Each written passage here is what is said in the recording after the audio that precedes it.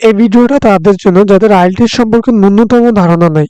I think that this video will be helpful for them to know basic information about IELTS. So আমরা IELTS সম্পর্কে total A to Z basic information গুলো জানবো। প্রথমত, what is IELTS? IELTS টা কি? International English language testing system. এটি হলো একটা আন্তর্জাতিক পরীক্ষা যার মাধ্যমে ইংরেজি ভাষার দক্ষতাটাকে পরীক্ষা করা হয়। অর্থাৎ আপনি ইংলিশে কতটা দক্ষ তা যাচাই করা হয় IELTS এক্সামের মাধ্যমে। মূলত যারা বিদেশে পড়াশোনা বা চাকরি করতে যায় তাদের IELTS এক্সাম দেওয়াটা প্রয়োজন হয়। তারপর আমরা জানবো IELTS এর ধরন সম্পর্কে। IELTS এক্সাম মূলত দুই ধরনের হয়, একটা হলো একাডেমিক আর একটা হলো জেনারেল ট্রেনিং। একাডেমিক IELTS বলতে বোঝায় যারা দেশের বাইরে পড়াশোনা করতে যায়, বিশেষ করে উচ্চশিক্ষার জন্য, তাদের জন্য IELTS একাডেমিকটা প্রযোজ্য। তারপর হলো IELTS জেনারেল ট্রেনিং। এটি তাদের জন্য প্রযোজ্য যারা দেশের বাইরে চাকরি করতে যান অথবা অধিবেশনের জন্য যান, তখন তাদেরকে IELTS জেনারেল ট্রেনিংটা দেওয়া লাগে। তারপর আমরা জানবো IELTS পরীক্ষার ফরম্যাট সম্পর্কে। IELTS পরীক্ষাটি মূলত 4টি মডিউলের উপর নিয়ে থাকে: লিসেনিং, রিডিং, রাইটিং এবং স্পিকিং। প্রথমত লিসেনিং। লিসেনিং বলতে বোঝায় আপনি শুনে কতটুকু বোঝেন তা পরীক্ষা করা হয় লিসেনিং টেস্টের মাধ্যমে। লিসেনিং এর এক্সাম টাইম হলো 30 minute. Only 2 minutes for note taking. আপনাকে 2 মিনিট দিব নোট টেকিং এর জন্য। তারপর হলো রিডিং। রিডিং বলতে বোঝায় আপনি ইংলিশ পড়ে কতটুকু বোঝেন তা পরীক্ষা করা হয় রিডিং টেস্টের মাধ্যমে।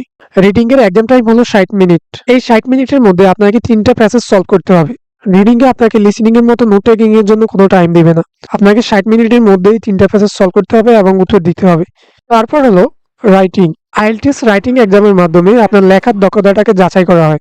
এখানে আপনাকে 60 মিনিট দিবে। 60 মিনিটের মধ্যে আপনাকে IELTS রাইটিং টাস্ক 1 এবং টাস্ক 2 লিখতে হবে। এখন টাস্ক 1 এবং টাস্ক 2 কি? আমরা রাইটিং টাস্ক 1 এবং টাস্ক 2 সম্পর্কে ভালোভাবে রাইটিং এর ক্লাসে জানবো। তারপর হলো স্পিকিং। স্পিকিং এ আপনাকে 14 মিনিট দিবে। মূলত স্পিকিং টেস্টের মাধ্যমে আপনি ইংলিশে কথা বলতে কতটুকু দক্ষ তা পরীক্ষা করা হয় আপনার স্পিকিং টেস্টের মাধ্যমে। স্পিকিং টেস্টে একজন এক্সামিনার সরাসরি নেবে, আইদার ভিডিও কলে নিবে অথবা ফেস টু ফেস নেবে, যেখানে উনি আপনাকে 11 থেকে 14 মিনিট সময় দিবে। এই 11 থেকে 14 মিনিটের মধ্যে আপনার স্পিকিং টেস্টটা সম্পন্ন করে। এই টোটাল টেস্ট টাইমটা হয় আপনার 2 ঘন্টা 45 মিনিট। তুমি যখন IELTS এক্সামটা দিতে যাবেন, প্রথমত আপনার লিসেনিং টেস্টটা নেবে, তারপরে রিডিং, তারপরে রাইটিং, তারপরে স্পিকিং। মাঝে মধ্যে এই 3টা মডিউলের আগে স্পিকিংটা নিয়ে নেয়। আগে আপনার IELTS এক্সামটা দুইভাবে নিয়ে থাকতো, কম্পিউটার বেস এবং পেপার বেস। কিন্তু 2026 সালের ফেব্রুয়ারি মাস থেকে আপনার পেপার বেস এক্সামটা ব্যান করে দিয়েছে বাংলাদেশ থেকে। শুধু বাংলাদেশ না, পেপার বেস এক্সামটা আপনার পুরো বিশ্ব থেকে ব্যান করে দিবে 2026 সালের মধ্যেই। পুরো IELTS টেস্টটা আপনার কম্পিউটার বেস হয়ে যাবে। তারপরেও আমরা কম্পিউটার বেস এক্সামের পাশাপাশি পেপার বেস এক্সাম সম্পর্কেও কিছুটা জানবো। প্রথমত এক্সাম টাইপ। কম্পিউটার বেস এক্সামে আপনাকে কম্পিউটারে উত্তর দিতে হয়, যেখানে পেপার বেসে কাগজে হাতে লিখে উত্তর দেওয়া লাগতো। তারপর হলো লিসেনিং। কম্পিউটার বেস লিসেনিং এর এক্সাম টাইম হলো 30 মিনিট এবং নোট টেকিং এর জন্য আপনাকে 2 মিনিট দিবে। যখন পেপার বেস লিসেনিং টেস্টটা ছিল তখন আপনাকে এক্সাম টাইম দিত 40 মিনিট। 30 মিনিট দিত আপনার শোনার জন্য এবং 10 মিনিট দিত আপনাকে নোট টেকিং এর জন্য। অর্থাৎ আপনার কোশ্চেন পেপার থেকে মেইন পেপার আনসার ট্রান্সফার করার জন্য আপনাকে এই 10 মিনিট দিত। তারপর হলো reading. Computer base reading a আপনাকে কম্পিউটারের স্ক্রিনে প্যাসেজ পড়ে উত্তর দিতে হয়। আপনি যখন রিডিং টেস্টটা দিবেন তখন কিন্তু কম্পিউটারে এইভাবেই শো করবে।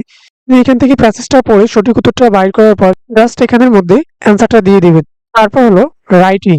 রাইটিংটা আপনার কম্পিউটারে কিবোর্ড দিয়ে টাইপ করে দেওয়া লাগে, যেখানে আগে আপনার পেপার বেসে হাতে লিখে দিতে হতো। তারপর হলো স্পিকিং। স্পিকিং টেস্টটা আপনার দুইভাবে নিয়ে থাকে, হয় ফেস টু ফেস নিবে অথবা আপনার ভিডিও ফরম্যাটে নিবে। তারপর হলো রেজাল্ট। রেজাল্টটা আপনার কম্পিউটার বেসে 2 থেকে 5 দিনের মধ্যেই দিয়ে দেয়, বাট আমারটা একদিন পরেই দিয়ে দিয়েছিল। আর যখন পেপার বেস এক্সাম হয়েছিল তখন রেজাল্ট দেওয়ার জন্য 13 দিন সময় নিত। রিটেক। রিটেকটা হলো আপনি যদি একটা মডিউলে খুব বেশি খারাপ করেন তখন কিন্তু ওরা আপনাকে একটা চান্স দেয় একটা মডিউলে রিটেক দেওয়ার জন্য। এটা কিন্তু কম্পিউটার বেস এক্সামেই প্রযোজ্য, কিন্তু পেপার বেস এক্সামে কখনো এই ধরনের অপরচুনিটি দেওয়া হয় নাই। IELTS এক্সামটা নেওয়া হয় ব্রিটিশ কাউন্সিল অথবা IDP-র অধীনে। You can take the IELTS academic at a test centre or remotely online. আপনি চাইলে IELTS এক্সামটা কোনো একটা সেন্টারে দিতে পারেন অথবা আপনি অনলাইনে ঘরে বসেই আপনি IELTS এক্সামটা দিতে পারেন। The format is the same when ever it is taken. অর্থাৎ আপনি IELTS এক্সামটা যেখানে দেন, কোনো একটা সেন্টারে দেন অথবা অনলাইনে ঘরে বসে দেন, ফরম্যাটটা কিন্তু সেমই থাকবে।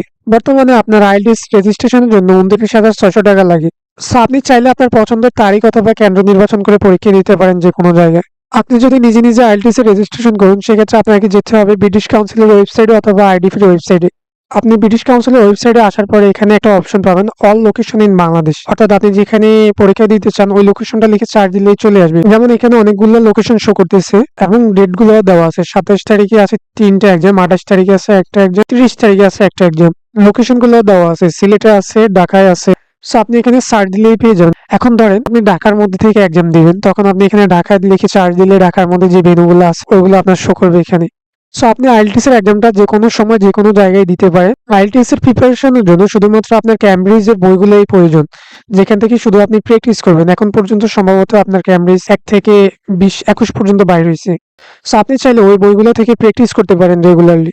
তারপর আপনার আইএলটিএস প্রিপারেশনের জন্য কি কি গ্রামার প্রয়োজন? আপনি যদি আইএলটিএস এর প্রিপারেশন নিতে চান কিন্তু আপনি ইংলিশে অনেক দুর্বল, তাহলে আপনার ফাউন্ডেশনটা আগে ঠিক করতে হবে। সেক্ষেত্রে আপনার প্রথমত এই গ্রামারগুলো শেখা উচিত। তারপর আপনি এই অ্যাডভান্স গ্রামারগুলো শিখতে পারেন। Passive conditional sentence, simple, complex, compound, cross connector, এই গ্রামারগুলো শিখলেই আপনার আইএলটিএস এর জন্য এনাফ, বিশেষ করে আপনার স্পিকিং এবং রাইটিং এর জন্য। তারপর আমরা জানবো আইএলটিএস এর স্কোরিং সিস্টেম। আইএলটিএস পরীক্ষার স্কোর 1 থেকে 9 এর মধ্যে থাকে, কিন্তু বর্তমানে আপনি যদি দেশের বাইরে পড়াশোনা করতে চান, ভালো কোনো কান্ট্রিতে যদি আপনি অ্যাপ্লাই করতে চান, তখন আপনার সর্বনিম্ন 6 এর প্রয়োজন হবে।